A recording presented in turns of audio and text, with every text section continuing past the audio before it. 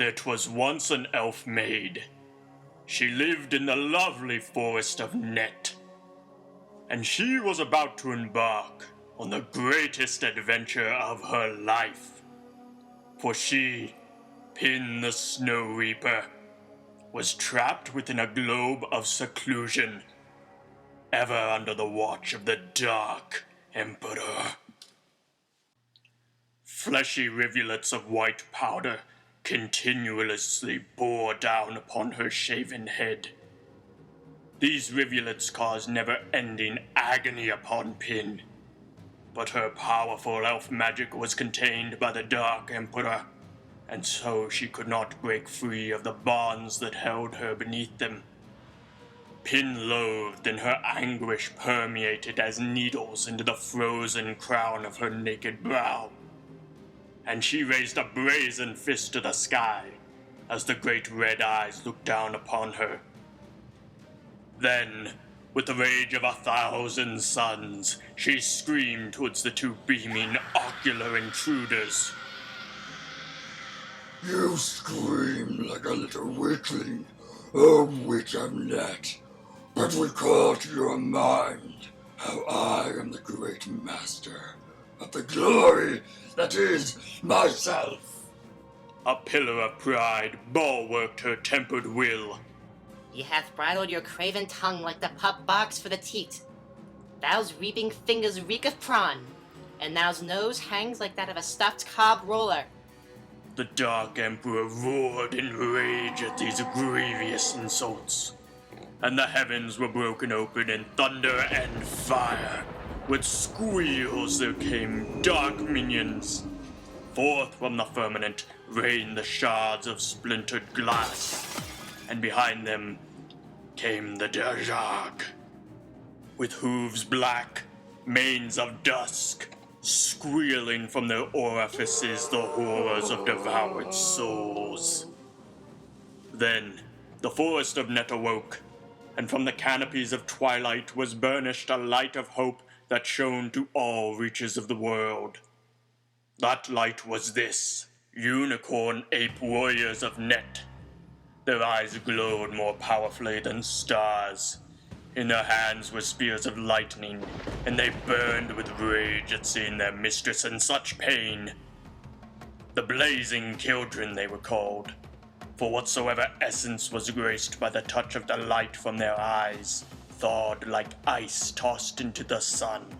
Like legions of ruin, separated by a league of lightlessness, the forces lavished in tenebrosity. Then they came to rest behind their respective leaders, waiting for that terrible word that would send them into a bloodbath which would heedlessly ravage the world of all life. Pin let forth a scream and her bonds quaked. Few were aware of the army of children Pin had mustered during the long snow, leastwise the Dark Emperor, loosening his gaze upon the elf. More slime to mop, eh? Cursed the Dark Emperor as he shimmied his shoulders in elation. More than a mop you will need, O Dark One. These children have been bred for 100 years, and henceforth they shall be known as the greatest warriors. Prepare to endure your death. Like to the clouds that clashed during the onset of the tempest, the children and the Dajag met in triumphant onslaught. Blood babbled like a dribbling runnel upon the battlefield, and all were filled with rue. Is this the fate you truly wanted? Pin screamed. Just release me, and all this will end. End this, or I will unleash the Rubarian Deathhawks! A peep erupted from the Dark Emperor's throat as he quaked in fear. Feathered fowls mean nothing to the great Dark Emperor. Loose your falchion and bout me alone, if thine can find the tenacity. To bout thee I must be free, you flaky-fleshed failure! I will warrant your freedom, only if thee bringeth me 2 artifacts of lost lore and proceedeth to defeat me in a bout of strength, you thick-headed clod! Very well, O Dark Emperor of Amblegirth. I shall gather together my merry band, and we shall recover the lost artifacts, and then I shall destroy you. Summon all the belly-rubbing brigands you desire, but your gibbets and gullet will be reduced to nothing but smoldering ash and fear by your journey's end. Then, like a grizzled bovine in heat, Pin squalled, and her voice echoed among the dark trunks of net, and a small host was summoned. There were but 2 companions for her. One was a half-dark, mysterious, beautiful, long-limbed son of a dwarf. Jib was his name, and by his side was his pup companion, who then became Pin's second companion. Yet the word pup was a poor way to describe it. Smooth it was, like a pink, plucked hen, and it glistened proudly in the sun with 2 innocent eyes that blinked timidly. It was called thus, Lord Nicholas Darrenpat Fallowsnout of King's Court, the 27th of his line, and wore a vest of magical ability. Alas, Said Pin. too many have scorned my beckons of reckoning, that I am left with the son of a dwarf and his pinkish pup. But the time is short, and my greaves yearn for the path of glory. Dear me, Tutted the pup. such boorish remarks of little gratitude would not normally be worthy of my poise.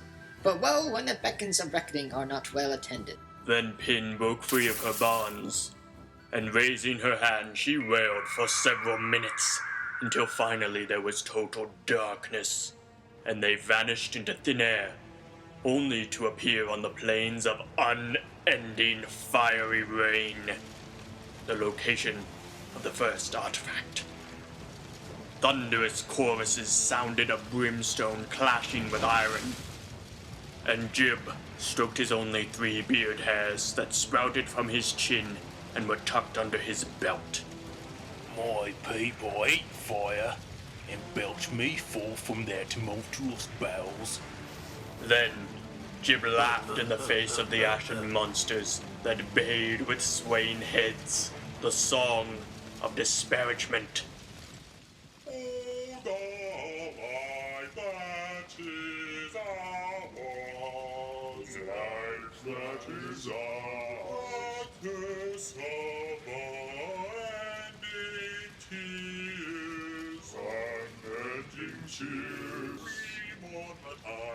We mourn the time, and ash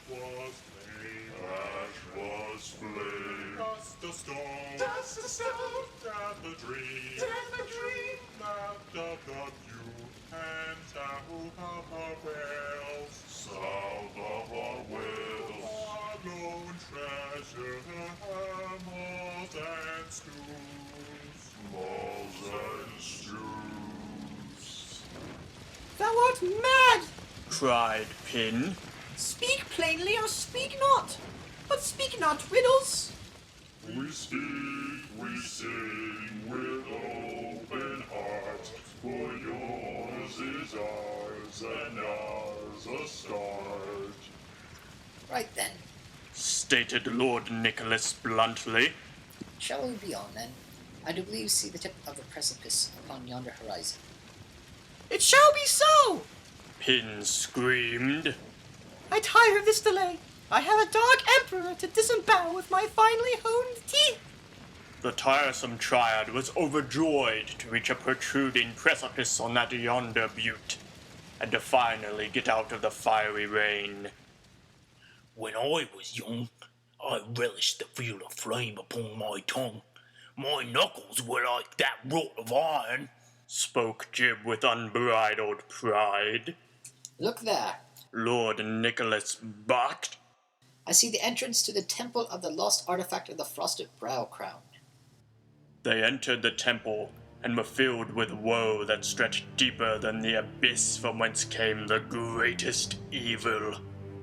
For standing before them was the Cyclops of the darkest time. The Cyclops held aloft high above his head a great boon that took the form of a ticking clock. For he was the keeper of all time that was and wasn't. Enough! Pin chirped, and she lashed out with snow at the Cyclops. But the Cyclops shrank and belched forth warm water until her snow was melted, and the three companions were drenched with his slimy, warm water.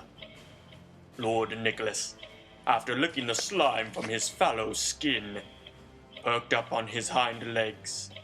This Cyclops' quarrel is not ours, but it is boon we must ear. So tail my Sally and run. No time for fleeing, Boomed the Cyclops. for the walls of Morrow sink ever within my mind. Jib quirked a quick little grin. When I was a boy, I used to gather stones by the stream. Let's gild the flippin' fillet. Lord Nicholas bared his teeth and leapt forward. Jib pulled from under his cloak a brilliant warhammer imbued with fiendish runes, and Pin threw another volley of even colder snow. The Cyclops wailed in sorrow as the trio's wrath fell down upon him, and with his dying breath he warned. I will tell if you've made a mistake. I could have aided you. The trio went deep into the temple of the lost artifact of the Frosted Brow Crown. It went deeper than deep was, and they eventually came unto a place where there were 1,000 Cyclopses. Alas that we slew the first one! Wailed Pin. Time is lost, the end is here. Give us all a live pure fear. Bubbles burst, and so shall you. Face now your ensuring doom. Pin screamed with all her might,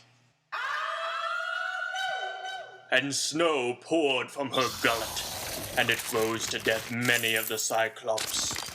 Filled with awe and woe, the remaining Cyclops grumbled in gall. Then each gouged out their single eye and fled. The trio then came upon a deep bowl within the cave, and from it a ghost laughed maniacally as he swirled around them. Like a muppet, he sneered and taunted them. We the flow, the crow, eat the sow, you garbling snortle, crumble your stumble, onward, onward to the cough and snort of the frosted brow crown. Upon saying this, he corkscrewed upward through the glittering roof of the cave. The Harbinger's taunts run aloof. Slurred the pup with perky prestige. The treasure is nigh. Then descended the heroes three, slithering audaciously into the unknown bowels of the bowl. But the bowl would have none of it, and it discharged them outwards and upwards, so that they crashed through the roof above them and into a place of dread and doubt. They saw about them the birthing chambers of the Cyclops. Many were in labor, I once was born. said Jib, even as Pin summoned snow to quench the breath of the Cyclops. The death of so many sickened the three, even though it had to be done, and they set forth towards the exit with queasy bows. Pin whispered in a triumphant tone that echoed through the caverns, seeking that ghastly herald that had met them before. Give us your words and usher us forth. Words. Whispered a desiccated voice of fate. Words are the glossary to compass the cruising of Contrarius Charles. Then the ghost unveiled from his murky depths a blazing token that scintillated like the scales of 1,000,000 dragons. It was a gem, green and blazing like the sun. It filled the chamber with light. 'Tis neither flesh nor craven hands that beget slop of frozen brow crown. Take yonder goat's hairless horns for your own. What be this? Sneered Lord Nicholas. I have skinned nigh on 12 goats, and none have donned hairless horns. Yapped Jib, with a slight glisten of golden pleasure on his tongue. Muzzle your maws. Shrieked the phantom, brandishing the resplendent Cabacan with a twitter of disembodied mirth. Treasure ornaments, scour as you see suited. Mine is my own, ha! And as he said this, the ornament loosened itself and fell to the ground before him. Pin shrieked, "'Tis what we seek!" and she threw it in her bosom, and seizing her companions by the neck, she stamped her foot and took them far away to the next artifact's basal layers.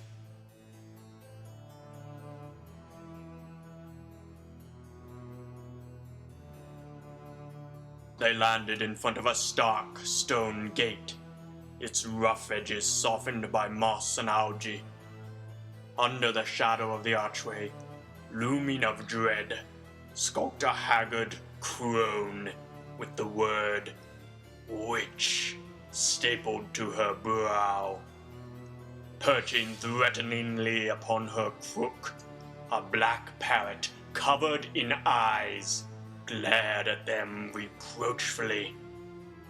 Who dares tread upon my cursed path? She cursed as her boils quaked and smoke poured down from her nostrils. I'm Jib. I once saw a mouse. Who are you? I'm Grebson, mistress of the demons of Harleth. Grethzin looked to Pin, who stood there as frost leaked from her nostrils. Who are you, dearie? Pin stood brazen, a chill of death frozen in her eyes, as the femininity reeked from her breath strangled and choked the wretchedness of the witch's essence. "I am the Snow Reaper." The parrot blinked, sending rills of chilling fear quivering through all whom it looked upon with its multitude of eyeballs. Then the parrot's beak burst like a nut over a fire, and from the smoke rose a cloud of vigor that snuck into the witch's blistering ears. No, Lord Nicholas barked, you shall not win. and the pup leapt to the parrot, grabbed it by the throat, and ripped off its head. But he underestimated the blood flow, and the trio, with the witch, were washed away by its gushing river of life's liquid. Into a reeking swamp they at last landed, and lo, the witch was no longer in sight. And yet, in her place rose a willow, wavering in the windless air, and weeping streams of pus. Bounding to the hoary trunk, Lord Nicholas immersed his yellow nose into the fountaining secretion and slurped it dry, swelling to an orb, mountainous and quavering. Henceforth I shall be known as Lord Nicholas, the mountainous fallow snout. Now enter my burgeoning expanse. I will take you to the far near, giant small hauberk of antiquated dungeon crawling. Pin tapped her foot, the ground turning to ice around her. "Nay, you shall ride in the pockets of thy magical vest. Forsooth, I will not be enraptured in thy pus-filled expanse. Come, there is a path." Like tucking in a small child at night, Jib and Pin pulled the loose flesh of the pup's skin folds over their shoulders and saddled up for the journey. Bouncing and flouncing, Lord Nicholas pounced up the path, and halting before a shroud of crystallized stardew, marked the ground round about with the abundance of fluid in his bladder. So overcome with joy was Lord Nicholas in his own porky presence that he lost footing and tripped upon a mighty thorn that tore into his soft flesh, yet again leaking pus upon all corners of the realm. This pus reminds me of when I was born. I think I see there the entrance to the dungeon we are to enter. Lord Nicholas, are you going to survive this horrendous onslaught upon your pink underbelly? The pup growled in anguish and chanted in the tongue of his people, and his vest began to quiver and move to cover his wound, stopping the flow of pus and blood. I feel as though I am born anew, and like a muddled foal that is stumbling to walk, my skin is huge and loose, and it will be a great labor for me to continue. Hearken! Bade Pin, traipsing to the veil of celestial splendor before them. On the far side of this valence lies the object of our yearning. Venture toward your guerdon without me. Moaned Lord Nicholas. If never we are to meet again, remember me tenderly, my love. Then Lord Nicholas fell dead, and seeing him fall, Pin took up his magical vest and then shattered the screen between them and the celestial body of heaven. Then she went through with Jib.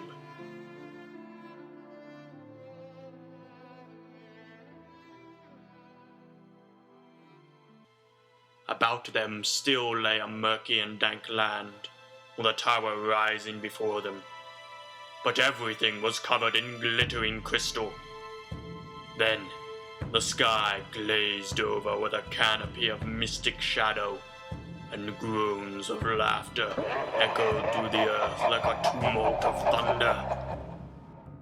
Fools! Thou wast come to acquire the second artifact, but it is I, the Dark Emperor, who girdeth the hauberk. Then the profundity of their foolishness was revealed to them, in a divulgence of illumination, the mollification of which was discoverable by none in the land or upon the air. Hath thee been driven to Asteria by the prosperity and achievement of our quest, Dark One, who beams eternally? So Pin smote the Dark Emperor. For do you not see that I have gained both the magical vest of innumerable powers, and also the glowing gem of green firelights? With them I am twice as powerful as when you last fought me. The Dark Emperor was cast in doubt at this, and was silent. But Jib spoke. This reminds me of the time my parents fought. Ma castrated Pa in the end. He really underestimated her. I have no time for insolent words. Then the Dark Emperor drew himself up in doom and wrath. For I am the Prince of Agony. I am the weed that chokes the crop, the jackal that steals the fruit, winner of pain, who girdeth the world in righteous destruction. Then, succoring her own soul with the bounty of ire teeming within her heart, Pin answered. The host of titles be only so daunting as the mask worn by them. I am the Snow Reaper. If ancient titles of fossilized memories behooves thee to make such a gallant and harebrained threats against the ruler of torment and spirit of affliction, then let your words become action and come to meet me in philanthropic struggle. Come hither, Jib. Pin said, I require your life. and with that she took him by the face and said, I have greatly admired your wisdom and courage, but you must do one last thing for me. Anything you require, my lady. For my soul is dark and robbed of joy since the passing of Lord Nicholas. My life is moot. So Jib clenched a handful of starlit dust, and then leapt onto the Dark Emperor's roost, and tossed the searing essence onto the Emperor's flesh, such as no son of a dwarf had done before. As a worm bores mercilessly through to the fruit's core, so did that astral dirt burrow through the thigh of the Dark Emperor and upsturge to the very bone. The Dark Emperor roared in pain as his bone fragmented into millions of shards that flew into every nook and cranny of the heavens. Then, in a flash brighter than the light of a star eruption, he struck down Jib. Pin screamed in rage, but then the Dark Emperor lashed out at her, and she was stricken to her core by fire, burned near to death. Even her frosty heart was melted. Her vest was turned to ash, and she crumpled like a popped pimple. Ice began to enshroud her body and covered her entirely, and she breathed her last, sending forth a hailstorm of icy darts from her body. The world was silent. Not a peep of a mole, nor the cry of a babe. But the burning ember of the Dark Emperor's heart was pierced with a shard of ice from Pin's tooth. In that argument of boundless frost and infinite flame, the equivalent forces rose in exceeding billows of unrestrained cataclysm upon all realities that are, or might be imagined by the wits of any depraved Gamma. Only one sinew of existence remained, and here Jib sat, pondering forever the days of his youth, forever and ever. The end.